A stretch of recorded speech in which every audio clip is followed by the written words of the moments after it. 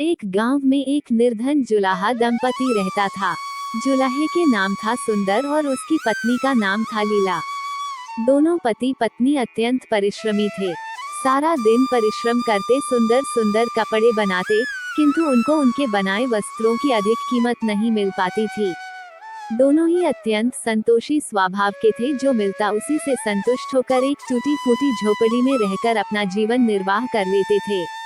वो दोनों भगवान श्री कृष्ण के परम भक्त थे। दिन भर के परिश्रम के बाद जो भी समय मिलता उसे दोनों भगवान के भजन कीर्तन में व्यतीत करते। सुंदर बाबा के पास एक तानपुरा और एक खड़ताल थी। जब दोनों मिलकर भजन गाते तो सुंदर तानपुरा बजाता और लीला खड़ताल। फिर तो दोनों भगवान के भजन के ऐसा खो जाते कि उनको अपनी भूख प्यास की चिंता भी नहीं रहती थे। यूं तो दोनों संतोषी स्वभाव के थे। अपनी दीनहीन अवस्था के लिए उन्होंने कभी भगवान को भी कोई उलाहना नहीं दिया और अपने इसी जीवन में प्रसन्न थे, किंतु एक डैक उनको सदा कचोटता रहता था। उनके कोई संतान नहीं थी। इसको लेकर वह सदा चिंतित रहा करते थे, किंतु रहते थे फिर भी सदा भगवान में मग्न। इसको भी उन्होंने भगवान की लीला समझकर स्वीकार कर लिया और निष्काम रूप से श्री कृष्ण के प्रेम भक्ति में डूबे रहते। जब उनकी आयु अधिक होने लगी तो एक दिन लीला ने सुंदर से कहा कि हमारी कोई संतान नहीं है। कहते हैं कि संतान के बिना मुक्ति प्राप्त नहीं होती। अब हमारी आयु भी अधिक को चली है, ना जाने कब बुलावा आ जाए। मरने के बाद कौन हमारी चिता को अग्नि देगा और कौन हमारे लिए तर्पण आदि का कार्य करेगा। कैसे हमारी मुक्ति होगी। सुंदर बोला, तू क्यों चिंता करती है, ठाकुर जी है ना, वही सब देखेंगे। सुंदर ने यह बात कह तो दी, किंतु वह भी चिंता में डूब गया। तभी उसके मन में एक विचार आया। वह नगर में गया और श्री कृष्ण के बाल गोपाल रूप की एक प्रतिमा ले आया। घर आकर बोला, अब तुझे चिंता करने की कोई आवश्यकता नहीं है। मैं यह बाल गोपाल लेकर आया हूँ। हमारे कोई संतान नहीं तो वह भी इन्हीं की तो लीला है। हम इनको ही अपने पुत्र की समान प्रेम करेंगे। यही हमारे पुत्र का दायित्व पूर्ण करेंगे, यही हमारी मुक्ति करेंगे। सुंदर की बात सुनकर लीला अत्यंत प्रसन्न हुई। उसने बाल गोपाल को लेकर अपने हृदय से लगा लिया और बोली, आप बिल्कुल ठीक कह रहे हैं, आज से यही हमारा लल्ला है। दोनों पति पत्नी ने घर में एक कोना साफ करके वहां के स्थान बनाया और एक चौकी लगाकर उस पर बाल गोपाल को विराजित कर दिया। तब से जुलाहा दंपत्ति का नियम हो गया। वह प्रतिदिन बाल गोपाल को स्नान कराते, उनको धुले वस्त्र पहनाते, अपनी संतान की तरह उनको लाड लड़ाते, उन्हीं के सामने बैठकर भजन कीर्तन करते और वहीं सो जाते। जुलाहा अपने हाथ से बाल गोपाल के लिए सुंदर वस्त्र बनाता और उनको पहनता, इसमें उसको बड़ा आनंद आता। धीरे धीरे दोनों बाल गोपाल को अपनी संतान के समान ही प्रेम करने लगे। लीला का नियम था कि वह प्रतिदिन अपने हाथ से अपने लल्ला को भोजन कराती, तब स्वयं भोजन करती। लल्ला को भोजन कराते समय उसको ऐसा ही प्रतीत होता मानो अपने पुत्र को ही भोजन करा रही हो। उन दोनों के निश्चल प्रेम को देखकर करुणा निधान भगवान अत्यंत प्रसन्न हुए और उन्होंने अदृश्य रूप में आकर स्वयं भोजन खाना आरंभ कर दिया।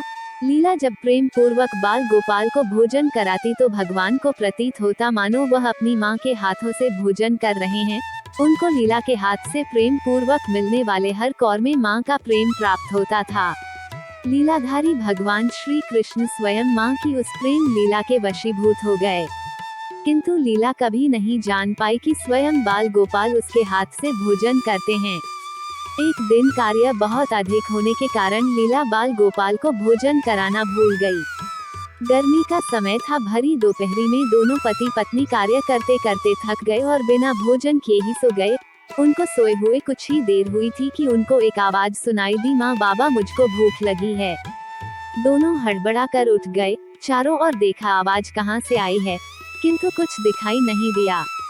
तभी लीला को स्मरण हुआ कि उसने अपने लल्ला को भोजन नहीं कराया। वो दौड़कर लल्ला के पास पहुंची तो देखा कि बाल गोपाल का मुख कुम्हलाया हुआ है। इतना देखते ही दोनों पति पत्नी वहीं उनके चरणों में गिर पड़े।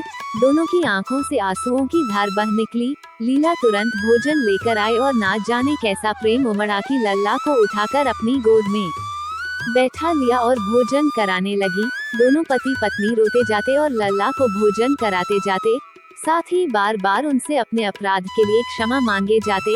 ऐसा प्रगाढ़ प्रेम देखकर भगवान अत्यंत द्रवित हुए और अंतर्यामी भगवान श्री हरि साक्षात रूप में प्रकट हो गए।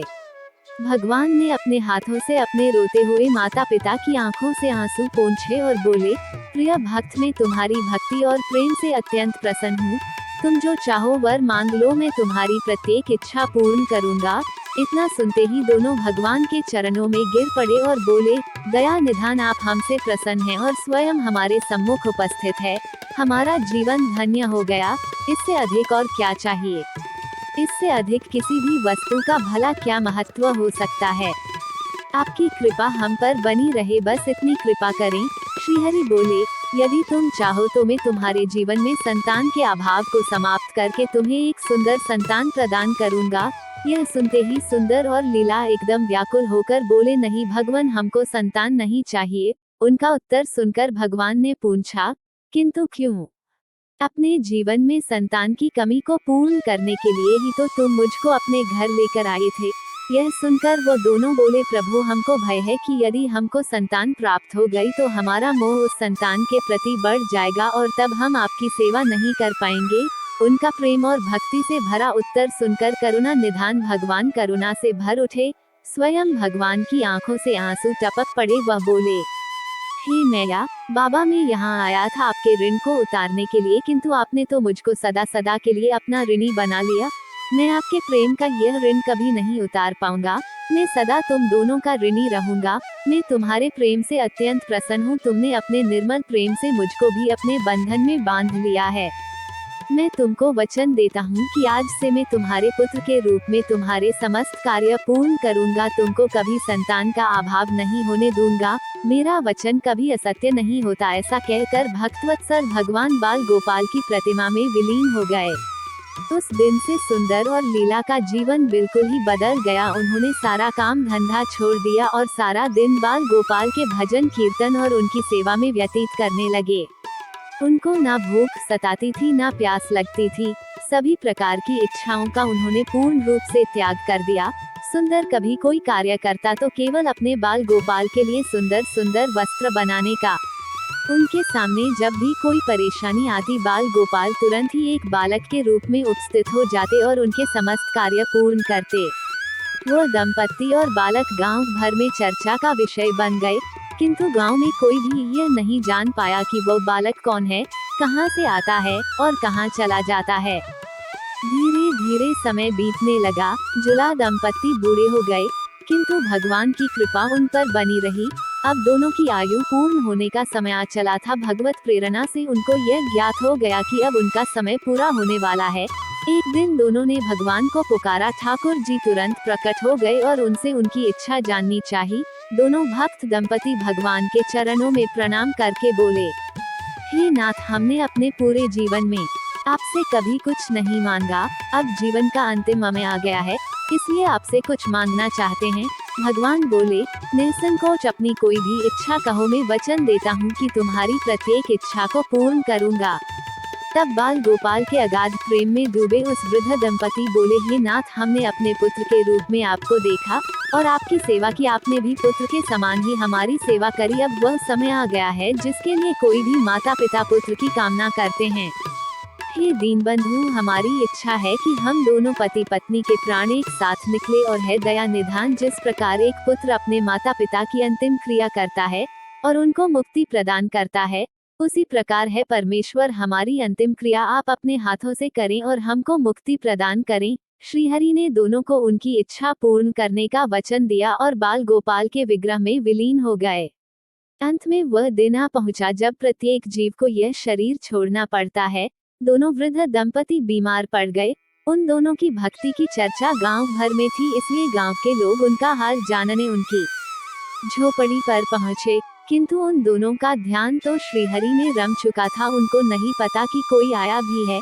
नियत समय पर एक चमत्कार हुआ। जुलाहे की झोपड़ी एक तीव्र और अलौकिक प्रकाश से भर उठी।